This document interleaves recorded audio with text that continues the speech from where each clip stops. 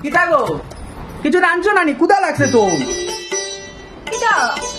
আমি তো রাঁধতেই পারি না। কিতা রাঁধতে পারস না তা তুই আমার ঘরে থাকতে পারছ না বাইরো না না আমি তো রুদ তো খান্দাস না কিন্তু বাইরো আমার ঘর থেকে